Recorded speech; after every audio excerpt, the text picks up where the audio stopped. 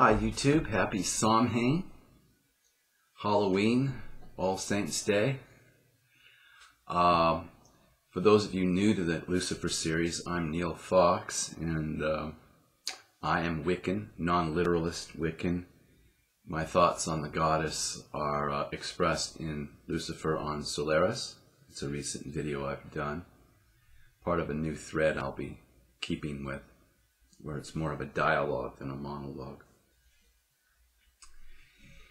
And Samhain is the end of harvest time. Lunasa is the beginning of the harvest, and Samhain is the absolute end of it. In most parts of the northern hemisphere, nothing grows around this time of the year, or everything's pretty much starting, not to grow, starting not to grow, ceasing to grow.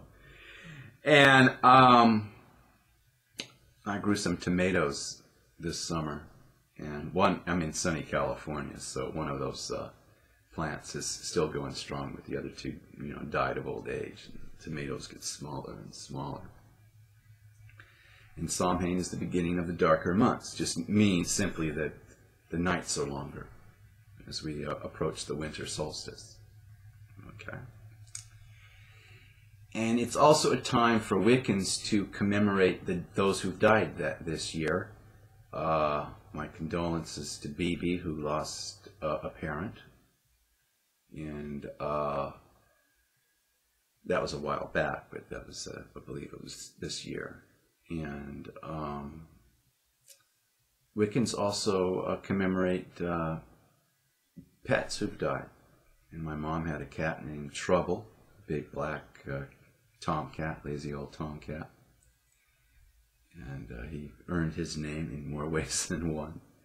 But we were very, very fond of Trouble. And not too long ago, he passed. I was there when he died. It was poignant. I've never been around an animal that died.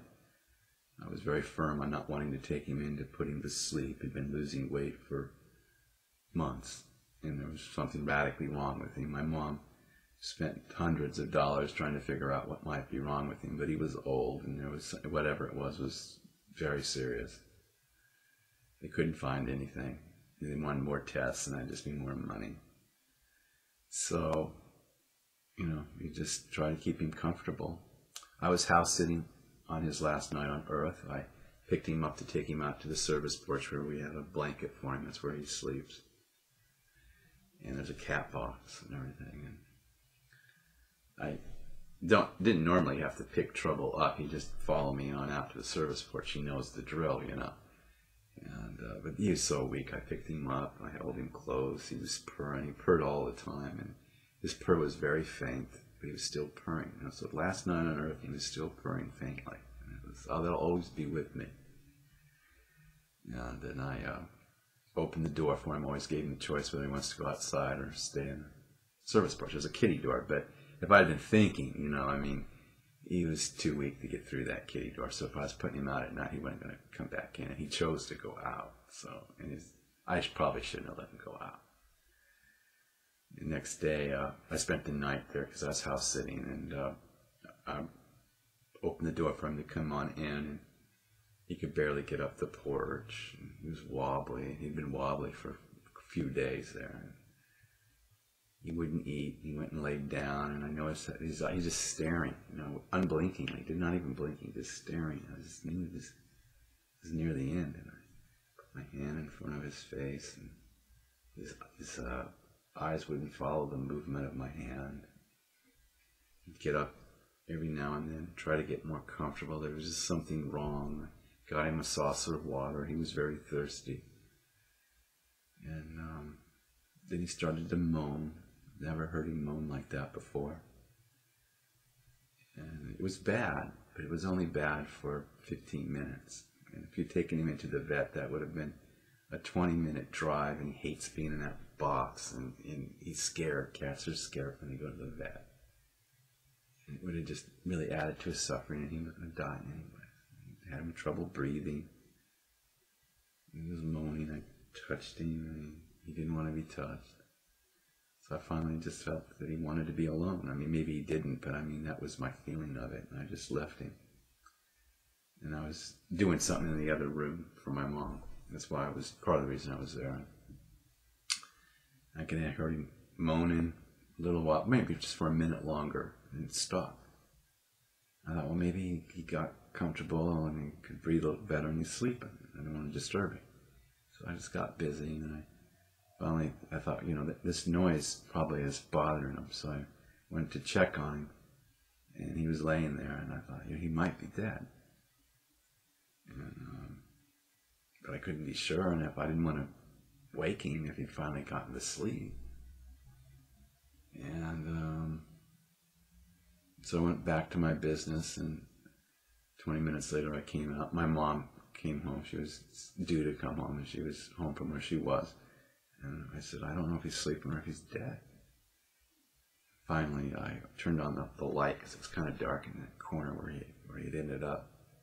And I could see, once the light was on, his eyes were wide open, but he hadn't moved an inch. His tail hadn't twitched. His paws hadn't moved even a little bit in an hour. So, I thumped him on his shoulders, and he was dead. I picked him up, and he was already getting up just a little bit stiff. And,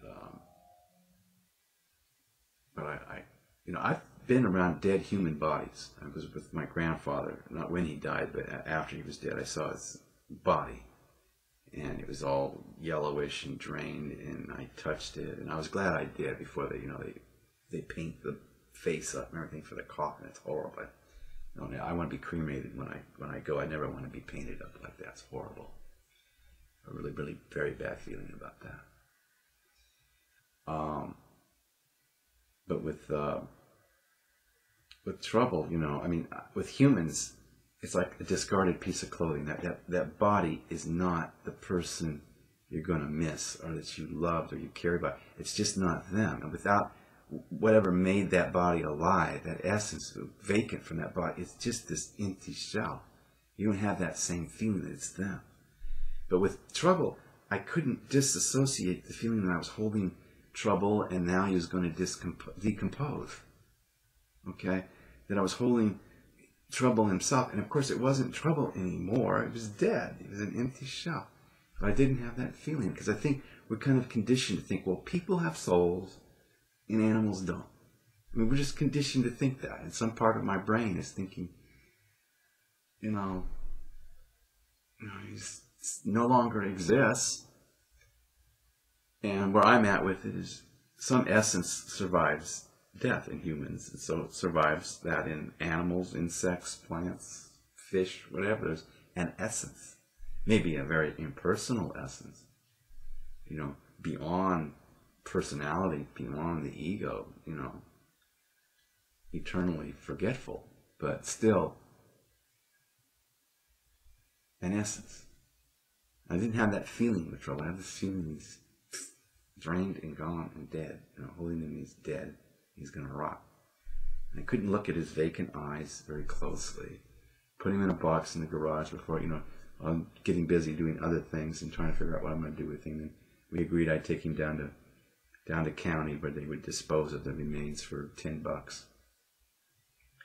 And I was driving him there, and I still had the feeling that I was handing them my mom's cat to do something to him, and it's irrational. But I'd be lying to you if I didn't have that emotional feeling about it. I've known this cat for 10 years, and we were really cool together, and I liked this cat. And I just turned around and I asked my mom, would it be okay if I buried him in the backyard where we are? That's legal to do that. And that's what I did. And a year from now, I'm really considering digging that grave up and confronting the remains and just to get emotionally in touch with the fact that rotting carcass is not trouble. I didn't put trouble under the ground and bury trouble. I buried his remains. I might even burn away the rot and preserve the skull. I couldn't even look at Trouble's face. I did as I took it up to my mom's. I stopped. I went down. I was going to go to county, and I stopped at my house or my place, and I decided I'll get the body and I'll take it right where I'm sitting now, and I'll look into the webcam. And that was the only way I could look at his face, to see that, you know, the mouth is hanging open and the eyes are vacant. Well, here's a clip of it. Here's what I did. I mean, you can turn this video off right now if it disturbs you to see a dead animal. But I don't think it'd be too much for most of you to watch. And this is, you know, this is not trouble. This is a dead body of an animal that's no longer in that body. And I could only really confront that while looking at it on the computer screen. And I would look at the computer screen here. And see if I was holding trouble. And recently I looked at that again, and it was easier to look at this time. But we're just conditioned to believe that there's just this extinction with animals that's not with humans. Anyways, happy Samhain, and I hope I'm not bringing anybody down with my dead cat story. That's not my purpose. Trouble was a great cat. He's very companionable. He imprinted on my mom's dog, Bailey, when he was a kitten, so he was half canine. He got him to you know, go after the rats that fester in the backyard. And one of them got in the house, and it took for me forever to get him out of the house. And I urged my mom to get a cat. It was a stupid idea, because Trouble would always bring the rats in, and the rats would get away from him, and I'd have to come get the rat. So he was useless for that. He'd go after rats, but he was inept at, well, he got better the older he got, but I mean, it was ridiculous. It's one of the reasons we called him Trouble, is he'd bring the rats in the house.